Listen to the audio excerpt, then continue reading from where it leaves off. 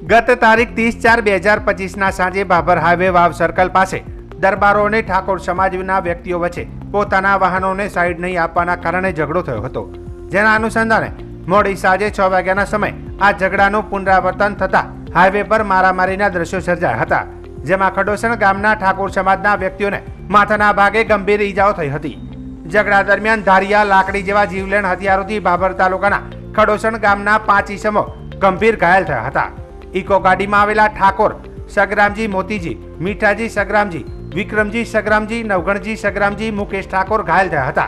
Highway પર મારામારી થતા દિયોદર એએસપી સુબોધ માનકરને જાણ થતા તાત્કાલિક ડિવિઝનની પોલીસ સ્ટાફ ગોઠવી પરિસ્થિતિને કાબૂ કરી હતી અને ઘાયલોને ભાભર સરકારી દવાખાને સારવાર અર્થે લઈ જતા હાજર તબીબે સારવાર આપી વધુ સારવાર અર્થે રિફર કર્યા હતા। આ બનાવના પગલે પરિસ્થિતિ વણસી જતા માહોલ ગરમાયો હતો।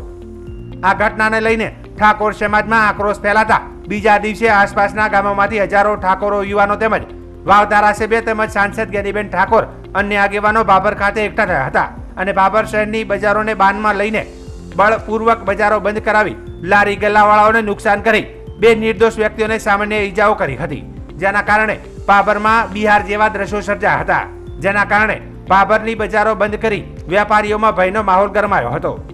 રેલી ભાભર પોલીસ મથકે પહોંચી હતી અને રેલીમાં આવેલા અસામાજિક તત્વોના વિરુદ્ધમાં કાયદેસરની કાર્યવાહી કરવા જણાવ્યું હતું। मेरा अरविंद नाम है भाई, मैं भैया जी हूँ, परदेसी आदमी हूँ। और मैं लारी बंद थी हमारी, लेकिन लारी लेकर मैं घर जा रहा था, लेकिन घर चलते ही उसने लारी पलट दी, डंडे लारी में मारे, लारी में हाथ में भी डंडा मार दिया, हाथ भी टूट गया हमारा। मेरा कोई कसूर हो तो मैंने कहा भैया जी, हाथ जोड़ा मैंने, पैर छुए उसके कि मैं तो भैया जी परदेसी आदमी, धंधा करने वाले गरीब मानुस। उन्होंने मार दिया, लारी पलट दी, सब सामान बिखेर दिया। पैसा काउंटर में था, एक काउंटर में निकाला, काउंटर में पैसा निकाला, गिनती नहीं थी, जो कुछ था धंधा थी सफेद का। कितने लोग थे? वो तो बहुत लोग थे, एक लोग नहीं थे, गिनती नहीं थी उनकी। अरविंद भाई, गई कालनी जे घटना बनी एમાં કોઈ સપોર્ટ આપી નહીં રહ્યું, તેમ છતાંય અમુક જે પર્ટિક્યુલર જાતિ છે એ નાના ધંધાને ખૂબ હેરાન કરી રહ્યા છે અને નાના ધંધાને તોફાન કરીને લારી પણ ઊંધી પાડી છે અને ખૂબ હેરાન કરી અને દુકાનો બળજબરીથી બંધ કરાઈ છે। તો આ ના થવું જોઈએ, એટલે પોલીસ એની કડકમાં કડક કાર્યવાહી કરે। તો દિયોદર નાયબ પોલીસ અધિક્ષક યે ન્યૂઝ ઇન્ડિયાની સાથેની વાતચીતમાં જણાવ્યું હતું કે આ બંને પરિવારોની જૂની અદાવતને લઈને સમગ્ર મામલો બીચક્યો હતો। પોલીસને ખબર પડતા તાત્કાલિક ઘટના સ્થળે પહોંચી ઈજાગ્રસ્તોને પાટણ તેમજ મહેસાણાની ખાનગી હોસ્પિટલમાં સારવાર અર્થે મોકલ્યા હતા। 307 તેમજ બીએનએસ કલમ 109 તેમજ રાયોટિંગ હેઠળ ગુનો નોંધવામાં આવ્યો હતો, જેમાં 9 જેટલા નામજોગ આરોપી તેમજ 30થી વધુ ટોળાઓમાં રહેલા લોકોને તપાસમાં શોધી કાઢવામાં આવશે। હાલમાં તો 9 પૈકી 2 આરોપીઓ પકડાયા છે અને બાકીને શોધવા 2 local crime branch police, special operation ગ્રુપની 2 ટીમો તેમજ સ્થાનિક પોલીસ સહિત દિયોદર નાયબ પોલીસની ટીમો તમામ કાર્યો કરી રહ્યા છે। તંગદિલીના માહોલને લઈને ભાભર શહેરમાં ટીમો સર્વેલન્સ ગોઠવી દેવામાં આવી છે। વધુમાં જણાવતા કહ્યું હતું કે કાયદો વ્યવસ્થા ન ડહોળાય અને શાંતિ જાળવવા અપીલ કરી હતી અને કાયદો વ્યવસ્થાને અસર કરનારને બક્ષવામાં નહીં આવે તેમ જણાવ્યું હતું। ગઈ તારીખ 30 એપ્રિલે ભાભર ટાઉનમાં એક બપોરે એક નાનકડો ઝઘડો થયો હતો, આની અદાવત, અને એમની 2 પરિવાર વચ્ચે એક જૂની અદાવત પણ છે। આ અનુસંધાને સાંજે 6 વાગ્યાની આસપાસમાં એક ઝઘડો થયો હતો, જેમાં 2 ટોળા વચ્ચે માથાકૂટ અને મારપીટ થઈ હતી। પોલીસે જ્યારે ખબર પડી, પોલીસે તરત જ જગ્યા પર પહોંચી ગઈ અને જે દર્દીઓ હતા એમને સારવાર માટે પાટણ અને મહેસાણા હોસ્પિટલમાં મૂકી દીધા હતા। તરત જ પોલીસે જગ્યા ઉપર ક્રાઇમ સીન કોર્ડન ઓફ કરીને આગળની કાર્યવાહી માટે પીએસઆઈ ફરિયાદ લેવા માટે પાટણ હોસ્પિટલ જઈને ફરિયાદ લેવા માટે ગયા હતા અને 307 એટલે ખૂનની કોશિશ અને નવી બીએનએસની કલમ એટલે 109 આના મુજબ પ્લસ રાઇટિંગની સેક્શનો નાખીને ફરિયાદ કરવામાં આવી છે। એમાં અત્યારે 9 નામજોગ આરોપી છે અને બીજા 20થી 30 અજાણ્યા ઇસમો જે ટોળામાં હાજર હતા એમના નામ જે આગળ તપાસમાં ખોલવામાં આવશે। હવે એમાંથી 9 આરોપીઓમાંથી 2 આરોપીઓ ઓલરેડી પોલીસ કસ્ટડીમાં છે અને આગળ બીજા જે બાકી આરોપીઓ છે એમની શોધખોળ માટે એલસીબીની 2 ટીમો, એસઓજીની 2 ટીમો, સ્થાનિક પોલીસ, એએસપી ઓફિસની ટીમો તમામ કાર્ય કરી રહી છે અને તરત જ એમને પણ અરેસ્ટ થઈ જશે।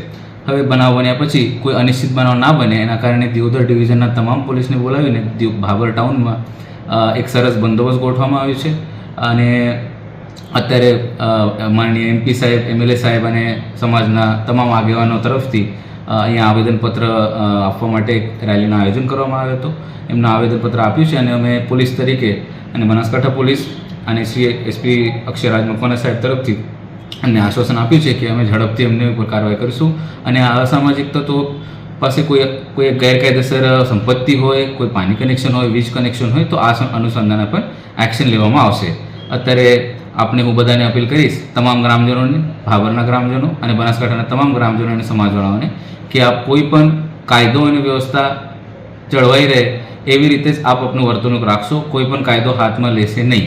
અત્યારે એક બે જગ્યા એવું વોટ્સએપ ગ્રુપમાં ર્યુમર્સ ચાલે છે કે ભાઈ જે ઉશ્કેરવાની વાત કરે છે એમના વિરુદ્ધમાં કડકથી કડક પગલાં લેવામાં આવશે. અત્યારે તમે કદાચ ટોળામાં ભેગા થઈને તમે એવું લાગતું હશે કે અમારું તો નામ નહીં આવશે, પણ પોલીસ બરાબર બાજનગર રાખીને વોચમાં જ છે અને એવું કોઈ જાણવા મળે કે ભાઈ એ કાયદો વ્યવસ્થા ખરાબ કરવા માટે કોઈ પ્રવૃત્તિ કરે છે અથવા કોઈને ઉશ્કેરાઈ રહ્યા છે તો એમના વિરુદ્ધમાં કડકથી કડક પગલાં લેવામાં આવશે.